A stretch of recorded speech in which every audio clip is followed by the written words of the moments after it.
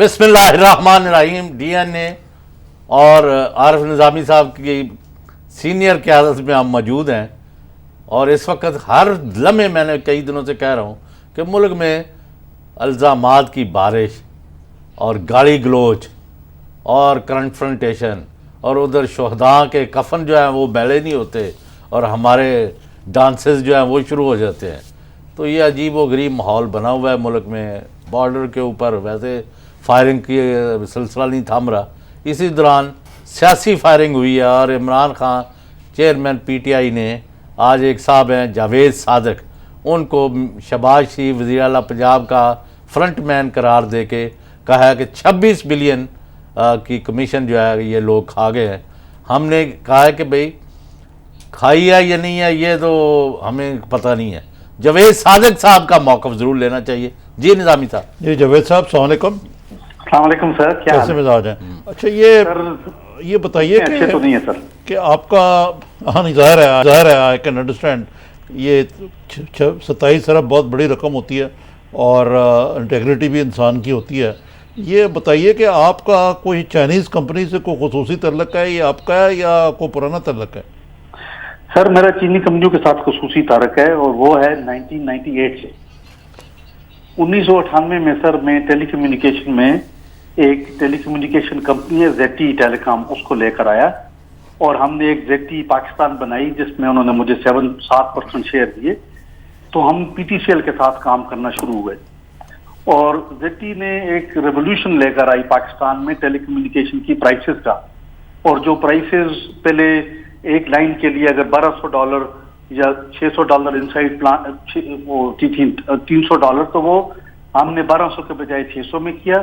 اور جو $240-250 ہوتی تھی انسائڈ پلان کی، وہ ہم نے $120 میں کی. اس سے ٹیلی کمیونیکیشن میں ایک بہت ہی اچھا سا کمپٹیشن پیدا ہوا، اور پاکستان کو میری بڑی خواہش تھی کہ یہاں پہ فیکٹریاں بنے. تو میں نے زیڈ ٹی کو مجبور کیا کہ یہاں پہ ایک فیکٹری لگاتے ہیں اسلام آباد میں، اور اس میں سوئچز مینوفیکچر کریں گے.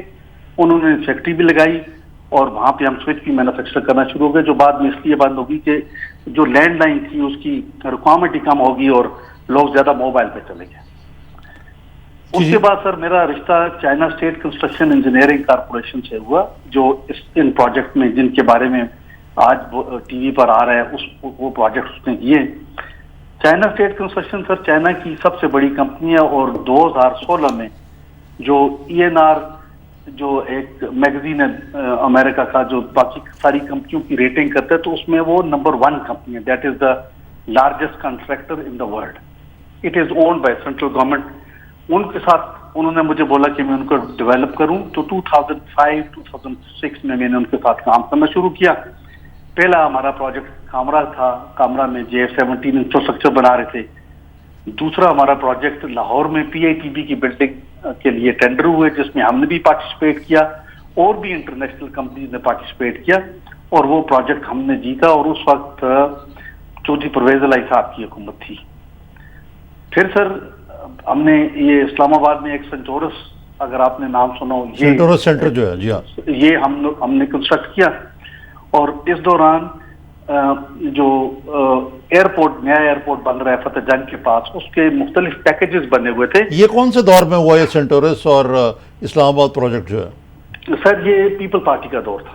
اچھا یہ پیپل پارٹی کا دور تھا.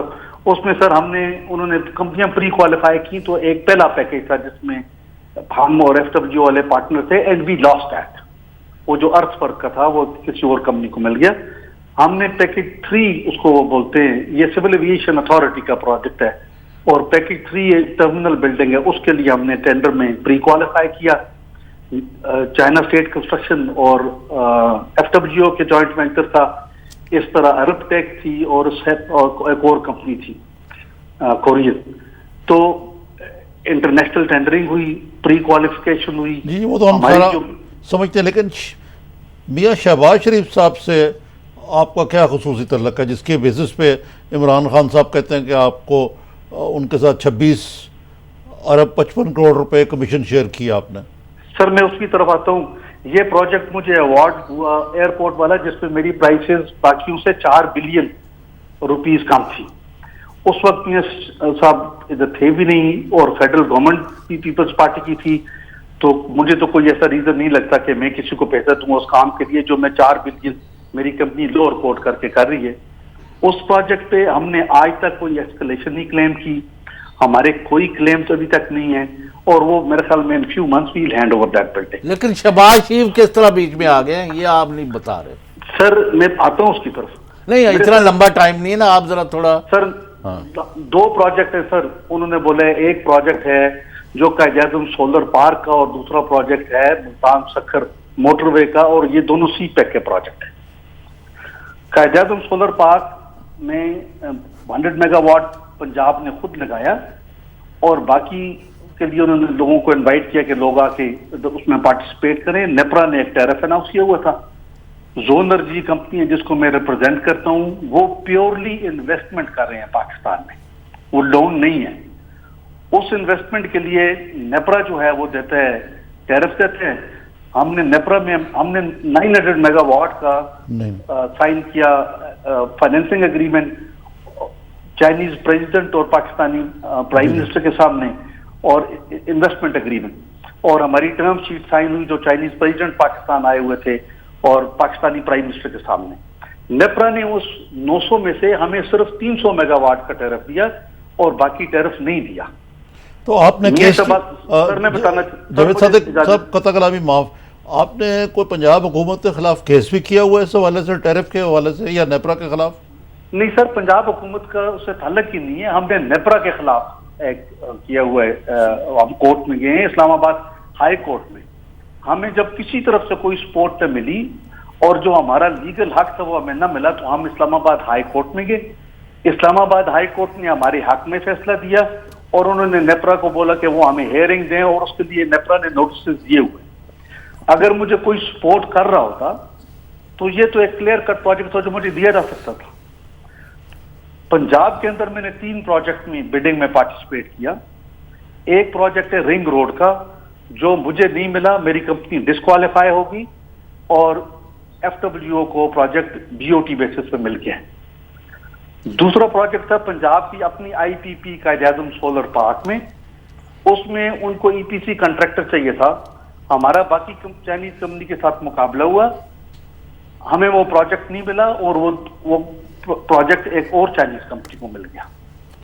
तीसरा प्रोजेक्ट था सेफ सिटी प्रोजेक्ट, उसमें जेटी का और ख्वाबी का मुकाबला था, हमें वो प्रोजेक्ट नहीं मिला और वो प्रोजेक्ट ख्वाबी को मिल गया। तो मुझे तो पंजाब से एक्चुअली गिला ये है कि उन्होंने मेरी बिड्स को यूज किया, बाकी के प्राइसेस नीचे लेकर आए और मुझे काम नहीं दिए। अच्छा, और मुझे दूसरा गिला ये भी है कि हमने जो एक एग्रीमेंट साइन किया हुआ था जिसमें पंजाब के सोलर पार्क के लिए हमें 900 मेगावाट का मिलना चाहिए था, वो नहीं मिला। अच्छा जावेद साहब, माफ़ करना, आप उनके चाइनीज़ के साथ काम कर रहे हैं, और जो आपकी लॉफुल मशावरती खदमात हैं या पार्टनरशिप के नतीजे में जो पैसा आप कमा रहे हैं, उसको किस किस के साथ शेयर कर रहे हैं? सर मैं किसी के साथ क्यों शेयर करूं उस पैसे को? पहली बात यह है कि अगर मैं काम करता हूं, मेरा काम ये, चाइना स्टेट ने सर मेरी सर्विसेज की वजह से मुझे अपना एग्जीक्यूटिव डायरेक्टर बनाया, और चाइना स्टेट पाकिस्तान ने मुझे थोड़े से शेयर भी दिए इज्जत देने के। हम लोग अपनी मेहनत से एक पाकिस्तान एक कोई बना। Why your name has been dragged into a controversy at a colossal level? इतनी बड़ी 26-27 अरब रुपया आपके ऊपर फेंक दिया गया है, और आप जो बात कर रहे हैं आपको तो मिला ही कुछ नहीं, और शहबाज शरीफ का उससे ताल्लुक ही कोई नहीं। तो खान साहब ने इतना, यानी आपके बारे में मेरी समझ नहीं आ रही। There is some gap which either you are not in a position to explain or we are not able to understand.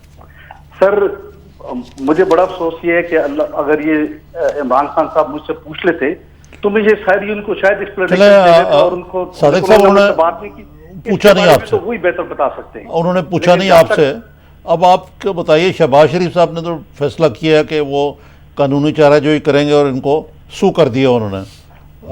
खासी खतीर रकम है, कितनी रकम? इतनी रकम 40 अरब, हाँ 26 अरब। तो आप बताएं कि आप कितने का कर रहे हैं? आप इस बारे में कोई कानूनी चाराजोई कर रहे हैं या सिर्फ वाकई महफूज रखते हैं?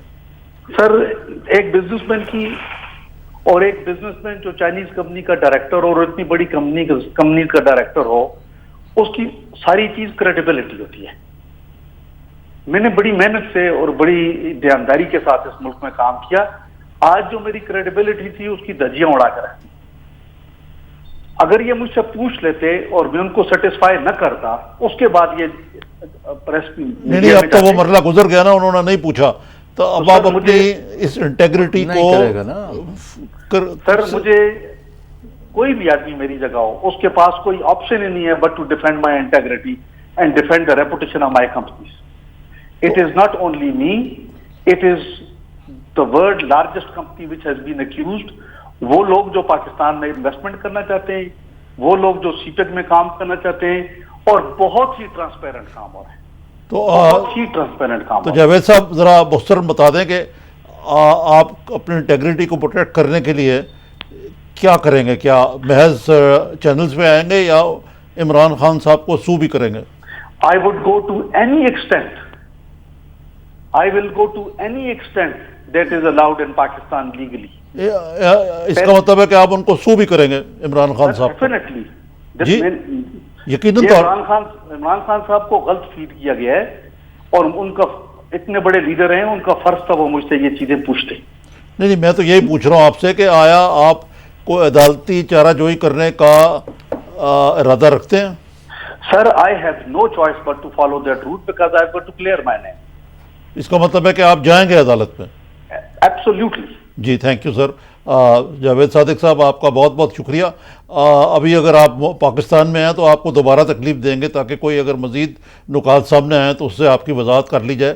یقیناً یہ ایک بدقسمتی کی بات ہے کہ ایسے موقع پہ جب کہ سی پی ای سی ہمارے ایک بنیادی انجن ہے گروتھ کا، اس کے اوپر کریڈیبلٹی پہ حرف آئے، چاہے وہ آپ کے حوالے سے ہو یا پاکستان کی سیاست کے حوالے سے، اس کو ہم بھی پسندیدگی کی نگاہ سے نہیں دیکھتے. آپ کا بہت بہت شکریہ. کیوں جی غلام حسین صاحب؟ بال میں نے پہلے آپ کو بتا دیا پرائیویٹلی بات جو ہے. نہیں وہ بات تو اپنی جگہ پہ، لیکن دیکھیں نا اب کیونکہ سارے فریقین عدالت میں جا رہے ہیں، انہوں نے بھی ہمیں کہہ دیا کہ میں عدالت میں جاؤں گا. وہ آپ کے اور میرے اوپر بھی ایک آیا ہوا ہے. نہیں وہ تو آپ کا ہم نے معافی بھی مانگ لی تو اس کے بعد. ابھی بریک کے بعد ناظرین، پاکستان تحریک انصاف کے نوجوان لیڈر ایم این اے کے پی سے جناب مراد سعید جو ہیں وہ ہمیں جوائن کر رہے ہیں، اور ان سے ہم پوچھیں گے کہ پی ٹی آئی اور عمران خان اپنی اگلے لائحہ عمل پر کس طرح عمل کرنے جا رہے ہیں اور حکومت کیا سوچ رہی ہے. After short break.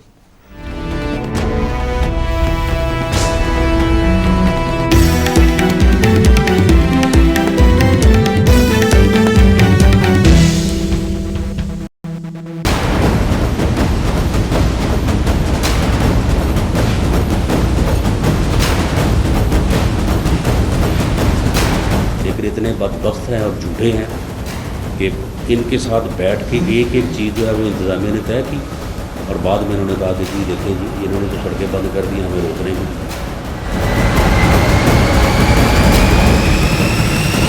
Imran Khan صاحب کا مطالبہ ساری اپوزیشن کا مطالبہ ہے.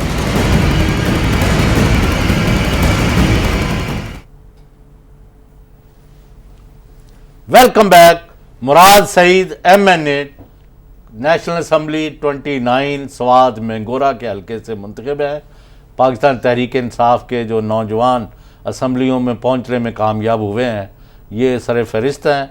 بڑی آرگومنٹس کے ساتھ، بڑے جوش جذبے کے ساتھ اور تمیز کے دائرے میں گفتگو کرتے ہیں، لیکن کئی دفعہ جوش میں کافی دور بھی چلے جاتے ہیں. I am very found of ہم. مراد سعید صاحب ویلکم ٹو دی شو. نظامی صاحب. جی مراد صاحب شکریہ سر. بتائیے کہ السلام علیکم. تیاریاں کیسی جا رہی ہیں آپ کی؟ جی زبردست ہے انشاءاللہ، اور 2 نومبر کو آپ دیکھیں گے کہ 30 ستمبر کو ویسے بھی لوگوں نے رائے ونڈ جلسے کی صورت میں بتا دیا تھا کہ پاکستان کے عوام جو ہے وہ احتساب چاہتے ہیں. تو انشاءاللہ 2 نومبر کو ایک تاریخی جلسہ اور تاریخی آپ یہاں پہ پروٹیسٹ دیکھیں گے انشاءاللہ. اچھا، یہ حکومت نے ابھی سے کام شروع کر دیا. مثلاً میری اطلاع کے مطابق اسلام آباد کیپٹل ایڈمنسٹریشن نے کوئی 700 کنٹینرز کی ڈیمانڈ کی ہے، جس میں سے 300 کنٹینر جو ہیں وہ پنجاب پولیس نے کرنے کٹھے. تو ظاہر ہے کہ آپ کے لیے رستے وستے نے روک دینے. اسی طرح 40 پرزنر وین کا بھی بندوبست کیا جا رہا ہے کہ اس کا مقصد ہے کہ کوئی گرفتاریاں بھی ہیں، اور پرزنر وین تو غالباً اسی لیے ہوتی ہیں، اور پھر آرمرڈ وہیکلز کا بھی 18 کا بندوبست کیا جا رہا ہے. تو یہ سارا کچھ جو ہے اس کے ہوتے ہوئے آپ کے حوصلے کیسے ہیں؟ کس کے لیے کوئی آلٹرنیٹ تجویز آپ کے ذہن میں ہے کوئی؟ دیکھیں عارف نظامی صاحب وہ کہتے ہیں کہ ادھر آ ستمگر ہنر آزمائے تو تیر آزما ہم جگر آزمائے. تحریک انصاف کے ورکرز مکمل طور پہ تیار ہے اور انشاءاللہ 2 نومبر کو اپنے لیڈر کے کہنے پہ تحریک انصاف کے جتنے بھی ورکرز ہیں، سپورٹرز ہیں اور جو پاکستان میں چاہتے ہیں کہ احتساب ہو. دیکھیں نظامی صاحب سوال یہ بنتا ہے کہ پرائم منسٹر صاحب جس طرح وہ تحقیقات سے راہ فرار اختیار کر رہے ہیں، کیا پاناما لیکس جب آیا تو پرائم منسٹر نے اس سے انکار کیا؟ نہیں، انہوں نے انکار نہیں کیا، بلکہ ان کے صاحبزادے نے ایک چینل پہ آ کے کہہ دیا کہ ان خادموں کے ہیں. تو کیا خادموں سے ہم یہ سوال پوچھنے کی جرات نہیں کر سکتے کہ ان سے ہم پوچھیں کہ جناب والا پہلے آپ کہہ رہے تھے کہ ہمارے نہیں ہیں، مختلف سٹیٹمنٹس آپ کی موجود ہیں، آن ریکارڈ ہے، تو کیا ہم آپ سے یہ پوچھ نہیں سکتے کہ یہ پیسہ آیا کہاں سے، یہ آپ نے کمایا کیسے، اس پہ ٹیکس پے کیا کہ نہیں کیا، اور یہ پاکستان سے باہر کس طرح منتقل ہوا ہے؟ سمپل سا سوال ہے، لیکن 7 مہینے ہو گئے اور ہم اسے سوال کریں، تحقیقات شروع نہیں ہو رہی. ہم جب آئس لینڈ کے پرائم منسٹر کی مثال دیتے ہیں کہ وہ ریزائن کر گیا، ڈیوڈ کیمرون آ کے پارلیمنٹ میں اپنی چیزیں پریزنٹ کرتا ہے، اسپین کا وزیر رخصت ہو گیا، انڈیا کے اندر تحقیقات شروع گئی، امریکہ کے اندر انہوں نے اپنے شہریوں کے انہوں نے تحقیقات شروع کی کہ آیا ہمارا کوئی شہری تو نہیں ہے جو کہ اس قسم کی چیزوں میں ملوث ہے. کینیڈا نے خود سے تحقیقات شروع کی، ان کی کسی شہری کا نام نہیں تھا. تو کیا ہم اپنے پرائم منسٹر سے اگر جمہوریت ہے ہم ان سے یہ سوال نہیں کر سکتے کہ پیسہ آیا کہاں سے؟ آپ انکار بھی نہیں کر رہے ہو، تحقیقات بھی نہیں ہو رہی. اور یہ جی میں کہہ رہا تھا کہ گرما گرمی تو اتنی بڑھ گئی ہے کہ اب مثلا ہے کہ آج خان صاحب بھی بڑے، ایک تو انہوں نے یہ الزام لگایا جس کا بھی ہم ذکر کر رہے تھے، کمیشن شیئرنگ کا، وہ تو آپ کو پتہ ہی ہے، خیر وہ تو ایک اس کو چھوڑیں، لیکن انہوں نے شہباز شریف کو بنا دیا شہباز شریف، خورشید شاہ کو بنا دیا ڈبل شاہ، اسی طرح انہوں نے کوئی ایزی لوڈ نام رکھ دیا ان کا جو اسفندیار ولی ہیں، ادھر جو ڈیزل خان کا تو سب کو پتہ ہی، مولانا ڈیزل کا. تو یہ اسی طرح رانا ثناء اللہ اور یہ دوسرے لوگ جو ہیں یہ بھی اس قسم کی دھمکی آمیز زبان استعمال کر رہے ہیں. تو اس سے ماحول جو ہے اتنا مقدر ہو گیا کہ ایسے لگتا ہے کہ یہ اس دن بہت سخت قسم کی کنفرنٹیشن ہوگی اگر یہ دھرنا جو ہے ہوا یا اسلام آباد کو. یہ ہے کیا ویسے آپ کا پروگرام کیا ہے؟ دیکھیے غلام حسین صاحب، ہمارا جمہوری حق ہے، پاکستان کے آئین کا آرٹیکل 17 اور آرٹیکل 19 ہمیں اجازت دیتا ہے. اور میں ایک اور بات بھی اس میں ایڈ کر دوں کہ جو آرٹیکل کانسٹیٹیوشن کا ہمیں پروٹیسٹ کرنے کا اجازت دیتا ہے، وہی آرٹیکل جو پرائم منسٹر ہاؤس سے خبر فیڈ ہوئی اس کو روکتا بھی ہے. وہی آرٹیکل جو پاکستان کے اداروں کو جس طرح کہ آپ نے دیکھا خبر فیڈ کی گئی اور کیا کچھ ہوا. اب آگے بڑھتے ہیں، جو ابھی نظامی صاحب آپ نے سوال کیا کہ کیا جو شہباز شریف صاحب کے حوالے سے کیا گیا دانش اسکول اور ان چیزوں میں نہیں پڑھتا. ایڈیٹر جنرل پاکستان پنجاب کی رپورٹ کے مطابق آتے ہیں، میں نہیں کہہ رہا. ایڈیٹر جنرل آف پنجاب نے جو رپورٹ پیش کی ہے اس میں 12 اداروں کے اندر 3600 کروڑ روپے کرپشن کی بات ہوئی ہے، اور انہوں لاہور ہائی کورٹ نے پھر نیب کو کہا کہ اس کی تحقیقات کرے. پھر اس کے بعد جو نندی پور وغیرہ سامنے آئے تو آپ کو یاد ہونا چاہیے کہ انہوں نے کیا کیا.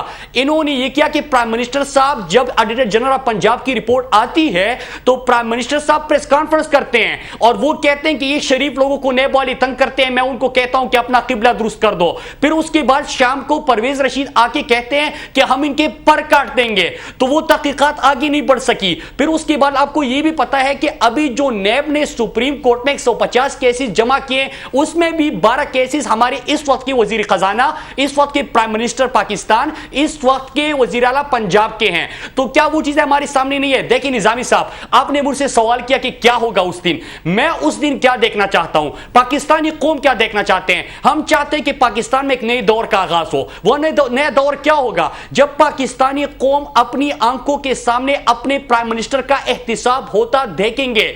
जब प्राइम मिनिस्टर खुद को एहतिसाब के लिए पेश कर दे तो आप समझे कि पाकिस्तान में एक नए दौर का आगाज हुआ। निजामी साहब, ऑन रिकॉर्ड में पार्लियामेंट के जो हमें क्वेश्चन आवर में जवाब दिए गए, मैं वो आपके सामने पेश करता हूं। हमें कहा गया कि 20,000 अरब पाकिस्तान का स्विस अकाउंट्स में पड़ा हुआ है। मैंने उनसे सवाल किया कि उसको वापस लाने के लिए आप क्या कर रहे हैं? अगले दिन कहा गया कि वो तो मीडिया में रिपोर्ट हुआ था, फिर बाहर आके प्रेस कॉन्फ्रेंस करते कि वो पैसा हम वापस लेके आएंगे।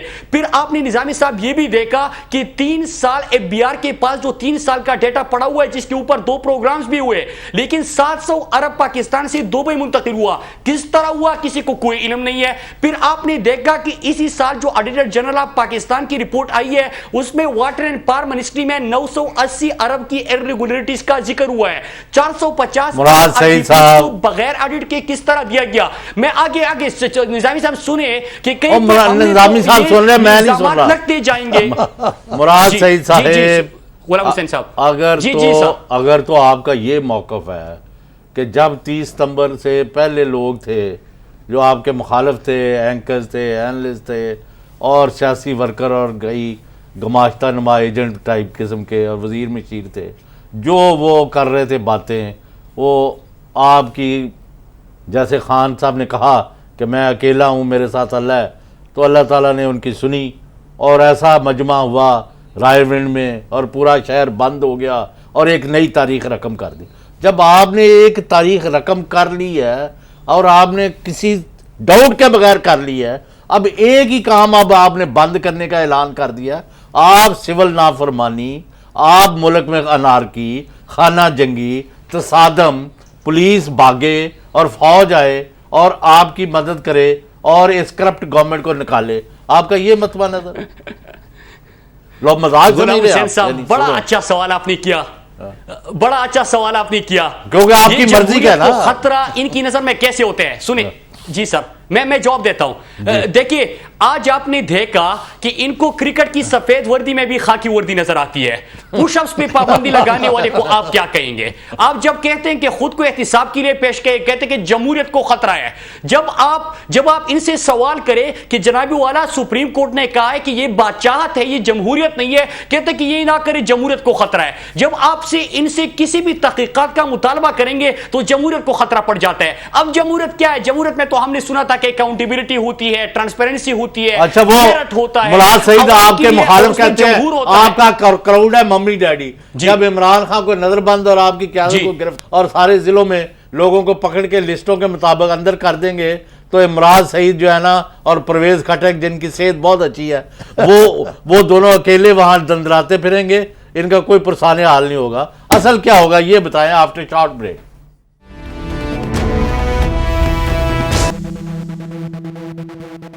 आसिफ अली जरदारी मुल्क की एक बड़ी बीमारी, और खुर्शीद शाह, डबल शाह, असफंदियारी जी लोग डीजल वाले मौलाना से हमारे ऊपर फतवे जारी कर रहे हैं। डीजल के परमिट पे अपना दीन और जमीर बेचने वाला हमें फतवे दे रहा है कि कौन काफिर और कौन मुसलमान है। जी मुराद साहब। जी हाँ, ये जो इस वक्त जी बोला, ये जो एक इल्ज़ाम लग रहा है अभी, वो यही है कि जिस तरह आपने भी खान साहब की बातें सुनी और दूसरी तरफ से भी जैसे ही फायरिंग हो रही है, जिस तरह राना सनाउल्लाह पागल तक कह दिया उन्होंने इमरान खान साहब को, तो क्या आपको पर जो इल्ज़ाम असल लग रहा है वो ये है आपके जो नाकदीन हैं कि आप ऐसी गड़बड़ पैदा करना चाहते हैं कि फ़ौज को किसी तरीके से उस इस्लामाबाद में आने पे मजबूर किया जाए और वो नवाज शरीफ को कान से पकड़ के बाहर निकाल दे, उनकी हुकूमत को, उनको डिस्क्वालीफाई कर दे, फिर इलेक्शन हो तो आपके लिए मैदान साफ़ हो। तो इसका क्या आपके पास दफ़ा है कि क्योंकि खान साहब जब कह देते हैं कि इस दफ़ा तीसरे एम्पायर की उंगली वाकई खड़ी हो जाएगी तो और तक़वीत मिलती है इस किस्म की प्रोपेगेंडा को, जिसने आपने भी बड़े अच्छे तरीके से कहा कि इनको क्रिकेट के खिलाड़ी भी जो हैं टेस्ट मैच में वो भी खाकी वर्दी में ही नज़र आते हैं। देखिए जी, آپ نے سوال کیا پاناما لیکس، میں نے اس کے اوپر بات کی کہ حقیقت ہے، اور جب بھی ہم احتساب کی بات کرتے ہیں تو یہ کہتے ہیں کہ جمہوریت خطرے میں ہے، لیکن خطرناک چیز کیا ہو رہی ہے؟ آپ نے دیکھا کہ ہائی لیول ہائی سیکیورٹی کی میٹنگ ہو رہی ہے پرائم منسٹر ہاؤس کے اندر، اس میں انفارمیشن فیڈ کی جاتی ہے اور ایک سٹوری لکھی جاتی ہے، ایک آرٹیکل لکھوایا جاتا ہے جو کہ انڈیا اور اسرائیل کا لائن ہے، وہی لائن وہ پکڑتے ہیں کہ ہم تو ان کے جو کالعدم تنظیمیں ہیں یا جو دہشت گرد ہیں ان کے خلاف تو ہم کارروائیاں کرنا چاہتے ہیں لیکن فوج رکاوٹ ہے۔ تو یہ بڑی خطرناک چیز ہے کہ جو انڈیا کہہ رہا ہے، جو اسرائیل کہہ رہا ہے، آپ اپنی فوج کے بارے میں اسی قسم کی انفارمیشن فیڈ کر رہے ہو یا غلط خبر چھپوا رہے ہو۔ دوسرا، چودھری نثار صاحب نے کہا تھا کہ 3 دن کے اندر تحقیقات ہوگی، تو 19 دن گزر گئے، اس کی تحقیقات سامنے نہیں آ سکی۔ وجہ کیا ہے؟ وجہ یہ ہے کہ ایک تو ان کے 3 سینئر وزراء بیٹھے تھے اور ایک پرائم منسٹر ہاؤس کے اندر ایک موٹو گینگ بیٹھا ہوا ہے، وہ آپ کو پتا ہے کہ اس میں کون ہے۔ دوسرا، اس کے آگے کیا ہوتا ہے؟ اس کے آگے یہ ہوتا ہے کہ ابھی جس کے سٹیٹمنٹ کا آپ ذکر کر رہے تھے، اسی کے اوپر خود ان کے سینئر رہنماء نے کہا ہے کہ یہ 20 افراد کے قتل میں ملوث ہے اور ماڈل ٹاؤن میں بھی اس کا نام ہے۔ تیسری بات، ابھی پرسوں جب ثانیہ بلوچستان کوئٹہ ہوا تو آپ کو پتا ہونا چاہیے کہ نیشنل ایکشن پلان میں ایک نکتہ تھا کہ ٹیررزم اور جو کرپشن ہے اس کے نیکسس کو توڑ دیا جائے گا۔ اب اس کو آپ کس طرح توڑ سکتے ہیں جب آپ کے خود پرائم منسٹر کے اوپر الزامات ہو، جب آپ کا وزیر دفاع کڑے ہو کے اس قسم کے بیانات دے جس سے فوج کی تذلیل ہوتی ہو، اور وہ سٹیٹمنٹ پوری دنیا میں بحیثیت خواجہ آصف نہیں آتا، وہ بحیثیت ڈیفنس منسٹر آف پاکستان آتا ہے، اور جو تحقیقات کروانی چاہیے تھی 3 دن کے اندر کہ انفارمیشن کہاں سے آئی، کہاں سے فیڈ ہوئی، آپ نے وہ نہیں کی، لیکن آپ نے ایک اور سیکیورٹی ریسک لیا۔ وہ سیکیورٹی ریسک کیا تھا؟ وہ سیکیورٹی ریسک یہ تھا کہ جس شخص نے 1 مہینے پہلے پاکستانی افواج اور پاکستانی ایجنسیوں کو نشانہ بنایا تھا پاکستان کے پارلیمنٹ میں، اس کا بھائی گورنر ہے، اور آپ نے اسی گورنر ہاؤس میں میٹنگ رکھوائی، تو ایک اور سیکیورٹی ریسک آپ نے میں عرض کر رہا تھا ہم کہتے ہیں کہ کہ آپ یہ کہہ رہے ہیں کہ میاں نواز شریف سیکورٹی رسک ہے، یہ بھی مان لیا چلیں آپ کہتے ہیں، اور آپ یہ خان صاحب یہ بھی کہتے ہیں کہ جب تک ان کا استعفیٰ نہیں ہوگا وہ اسلام آباد سے نہیں ہٹیں گے، تو یہ اس کا تو مطلب یہی ہوا کہ پھر اگر کوئی آ کے ان کو ڈسلوج کرے گا نا، آپ تو نہیں کر پائیں گے شٹ ڈاؤن کر کے۔ نظامی صاحب، یہ سوال ہم سے نہیں، آپ یہ پوچھیں کہ کیا اپوزیشن کا مینڈیٹ جو لاکھوں لوگوں نے ہمیں ووٹ دیا اور پاکستان کے اپوزیشن کا ووٹ دیا، یہاں پہ اصل میں مسئلہ یہ نہیں ہے جو ہم سے سوال ہو رہے ہیں، مسئلہ یہ ہے کہ پاکستان میں کبھی حقیقی اپوزیشن آئی نہیں ہے جو عوام کے ایشوز کے اوپر بات کرے، جو جمہوریت میں جمہور کو بھول چکے تھے، آج ہم جمہوریت میں جمہور کو لانا چاہتے ہیں، احتساب کو لانا چاہتے ہیں۔ ہم یہ کہہ رہے ہیں کہ کیا پاناما لیکس حقیقت ہے؟ آپ نے خود کہا کہ حقیقت ہے پرائم منسٹر صاحب، تو آپ تحقیقات کے لیے خود کو کیوں پیش نہیں کرتے؟ جو اب متحدہ اپوزیشن کا بل ہے سینٹ میں، تو آپ ان کو اس کے اوپر عمل درآمد کیوں نہیں کرتے؟ جب ٹی او آرز کمیٹی بنی اور ڈائلاگ ایک نقطے پہ ڈیڈ لاک کا شکار ہوا، وہ نقطہ یہ تھا کہ پرائم منسٹر صاحب کو احتساب سے بچانا چاہتے تھے، تو جب پرائم منسٹر خود کو احتساب سے، قانون سے، آئین سے بالاتر سمجھتا ہو، جب پرائم منسٹر کا تحقیقات کی طرف بڑھے، پاناما پیپرز میں جب ان کا نام ہی نہیں ہے، انہوں نے کوئی کرپشن نہیں کہی، کوئی بے ایمانی نہیں کہی، کوئی بدعنوانی نہیں کی، کسی سکینڈل کا ان کے اوپر شبہ تک نہیں ہوتا، شائبہ بھی نہیں ہے، آپ کس خوشی میں ان کا استعفیٰ مانگ رہے ہیں؟ what evidence do you have؟ دیکھیں، میں بتاؤں، میں نے جو کرپشن کی چیزیں آپ کے سامنے ابھی بتائی وہ میں چھوڑ کے آگے بڑھتا ہوں۔ پرائم منسٹر صاحب نے 2013 کی نامینیشن پیپر میں کس کو ڈیپینڈنٹ لکھا؟ مریم صفدر کو۔ ڈیپینڈنٹ ہے کس کی؟ پرائم منسٹر صاحب کی۔ اس کے نام پہ کیا ہے؟ نیلسن اینڈ نیسکول، ٹھیک ہے؟ وہ کمپنیاں ان کی 16A 17A پارک لین کے اپارٹمنٹس کس کے نام پہ ہے؟ مریم صفدر۔ نیلسن اور نیسکول پہ کسی کی حق حلال کی کمائی سے انہوں نے بنا لیا ہے اور آپ کو نہیں ملا تو آپ روتے کیوں ہیں؟ آپ بھی محنت کر لیں۔ غلام حسین صاحب تنزیہ طور پہ کہہ رہے ہیں، غلام حسین صاحب، پہلے ہم پرائم منسٹر صاحب کے عہدے، پہلے ہم پرائم منسٹر صاحب کے عہدے کی عزت کو بحال کریں گے، پہلے ہم اس ملک میں حقیقی جمہوریت لے کے آئیں گے۔ یہ بات نہیں ہے، کیا ان کے نام آ گئے؟ ICIJ میں جو اپنی مرضی سے خبر انہوں نے چھپوائی کہ اس کا تو نام ہی نہیں ہے، پھر انہوں نے تردید بھی کر دی کہ ہاں نام موجود ہے. تو آپ مجھ سے ہی سوال کر رہے ہیں نا، پاکستانی قوم آج کس سے سوال کر رہے ہیں؟ پرائم منسٹر صاحب سے، کہ آپ اس کا جواب دیں. آپ رنگے ہاتھوں پکڑے گئے ہیں، یہ کون سا برا سوال ہے کہ تلاشی دو یا مستعفی ہو جاؤ؟ مراد سعید اور عارف نظامی آپ دونوں سے سوال ہے. اگر کور کمانڈرز کی ایک اعلامیے کے مطابق نیشنل سیکیورٹی کی بریچ ہوئی ہے تو پھر ابھی تک بندے جو ہیں، خواہ وہ وزیر ہے یا وہ وزیر اعظم ہے یا وہ کوئی اور ہے یا چپڑاسی ہے، مجھے کیا پتہ ہے یہ کس نے ٹیپ کی ہے اور اس کرسچن لڑکے کو دی ہے، وہ ابھی اس لمحے تک ان کے خلاف کون سی کاروائی ہوئی ہے اور آیا ان لوگوں کو برطرف کر کے گرفتار کیوں نہیں کیا گیا؟ اگر یہ گورنمنٹ غلام حسین صاحب، وہ گرفتاری کا مرحلہ تو بعد میں آتا ہے، پہلے تو نام آنا چاہیے نا. اصل مسئلہ یہ ہے کہ آپ کو تو پتہ ہے کہ میاں نواز شریف کی جو طرز حکمرانی ہے اس میں پتہ ہی نہیں چل رہا کون کیا کر رہا ہے. طرز حکمرانی یہ ہے کہ مسائل جو ہیں ان کو چودھری شجاعت کی زبان میں مٹی پاؤ اس کو کارپیٹ کے نیچے کرتے جاؤ، اگر وہ زیادہ نہ ہو تو ان کے پیچھے کچھ پیسے لگاؤ. کیوں جی آپ کا کیا ویو ہے؟ آخر میں جا کے جب کہ it will be too late تب وہ نام شاید بتا دیں. نہیں، اس وقت کس نے پوچھنا ہے؟ ان کو پکڑ لینا ہے پولیٹیکل، یہ جو آرمی ایکٹ کے تحت. میرا نہیں خیال اتنی گڑبڑ پہنچے گی. نہیں اتنی ہوگی اس سے زیادہ. غلام حسین صاحب، غلام حسین صاحب جی، اور ابھی تک بندے کیوں نہیں پکڑے گئے؟ ہوتے تو مخبری کرتے. لو میں یہ کہہ رہا ہوں، شریکی جرم نہ ہوتے تو مخبری کرتے، اور دوسری جگہ پہ کہتے کہ رہزن ہے میرا رہبر، قاتل ہے میرا منصف، کہہ دوں تو بغاوت ہے، سہلو تو قیامت ہے. غلام حسین صاحب ان کے اپنے نام ہے تین. یہی تو میں آپ کو کہہ رہا ہوں کہ پرائم منسٹر اس ملک کے لیے سیکیورٹی تھریٹ بن چکے ہیں. یہ پرائم منسٹر صاحب خود ان کے نام اگر نہ ہوتے، ان کے سینئر وزراء کے نام نہ ہوتے تو آج تک 3 دن کا کہا گیا تھا، 19 دن ہو گئے، ثانیہ کوئٹہ ہو گیا، میرا ملک جل رہا ہے، نیشنل ایکشن پلان پہ عمل درآمد نہیں ہو رہا کیونکہ آپ خود بھی کرپشن کی زمرے میں آتے ہو. آپ کس طرح کرپشن کا اور ٹیررزم کا نیکسس توڑ سکتے ہو؟ یہی تو میرے سوال ہے غلام حسین صاحب جو آپ نے مجھ سے پوچھے. یہی سوال پوچھنے ہم اسلام آباد آ رہے ہیں اور 2 نومبر کو انشاءاللہ یہی سوال ہمارے ہوں گے. احتساب کا نعرہ ہوگا ہمارا، اور ملک کی تاریخ میں پہلی دفعہ ہم اپنی پرائم منسٹر کو انشاءاللہ اپنی آنکھوں کے سامنے احتساب کی تلاشی ہوتے دیکھیں. نظامی صاحب، اگر ان کے لیڈر مودی سے ملاقات کریں تو وہ سیکیورٹی رسک نہیں ہے. وزیر اعظم پاکستان اسلامی جمہوریہ اگر وزیر اعظم انڈیا کو دونوں ملکوں میں تعلقات بہتر کرنے کے لیے تو وہ سیکیورٹی رسک ہے. اس کا مجھے جواب دیں آفٹر شارٹ بریک.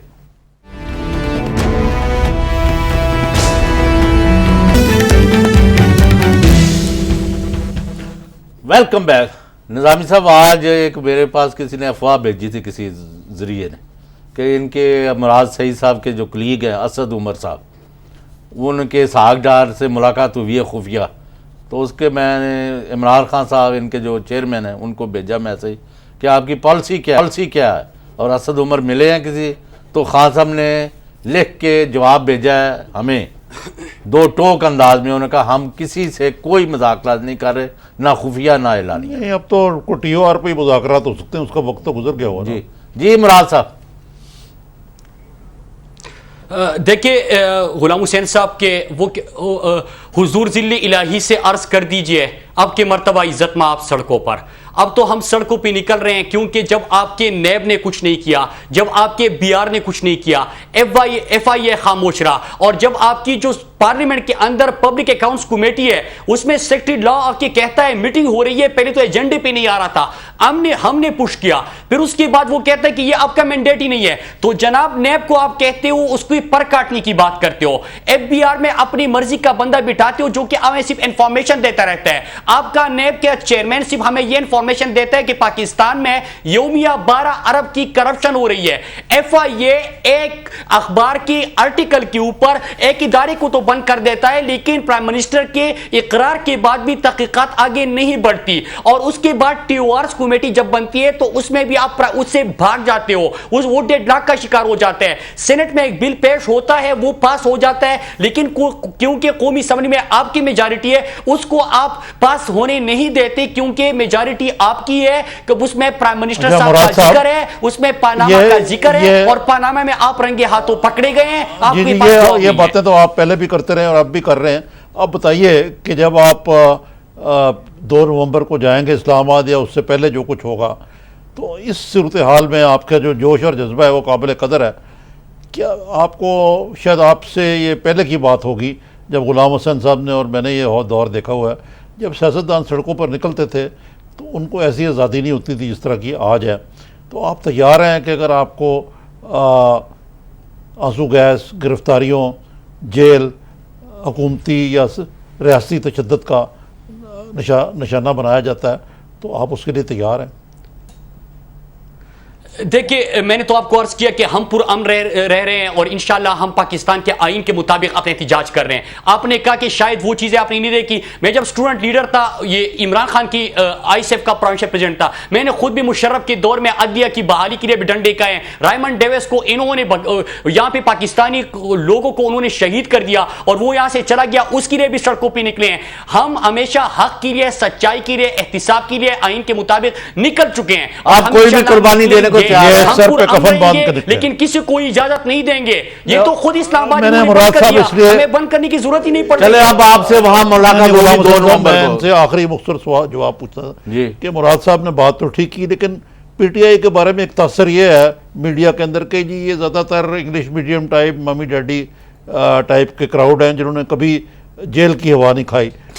تو اس تاثر کو آپ اس وقت دور کر دیں گے اگر موقع ہے تو؟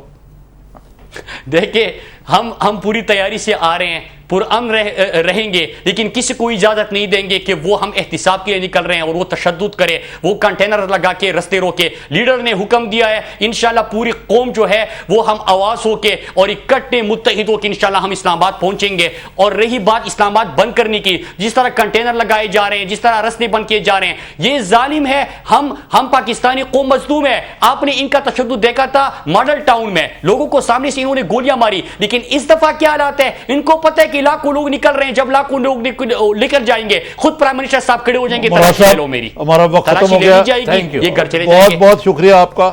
آپ نے اچھی انہوں نے روشنی ڈالی ہے اور موقف لیکن وہ ایک بات میں صحیح کرنی چاہیے تھی. وزیر اعلیٰ پنجاب شہباز شریف کی زیادہ ریپوٹیشن تو دیانتدار پالیٹیشین کی ہے. یہ مجھے افسوس ہوا ہے کہ ان پر بھی کیچڑ اچھالا گیا. لیکن وجہ پتہ کیا ہے؟ میں جو سمجھاؤں 2 ہے. ایک تو آج کل وہ بھی اچھل کود کر رہے تھے ان کے خلاف اور ان کے وزیر ان کو کوئی کچھ کہہ رہا کہی ہے بھی ایک، اور دوسرا بہرحال جی ہر انسان کو نہیں، لیکن یہ سن لیں ان کا امیج ٹارنش کیا جا رہا ہے کیونکہ ان کا نام وزیر اعظم کے طور پر سامنے آ رہا ہے. جی ناظرین آپ کا بہت بہت شکریہ. ہمارا وقت ختم ہوا چاہ رہا ہے. آج اپنے احتساب کے حوالے سے اور جو نئی الزام تراشی ہے اس کے حوالے سے باتیں سنی. اب کچھ نوٹسوں کی اور گالی گلوچ کا دور ہے اور یہ 2 نومبر یا اس سے بعد تک جاری رہے گا. تو آپ سے کل دوبارہ ملاقات ہوگی انشاءاللہ. خدا حافظ.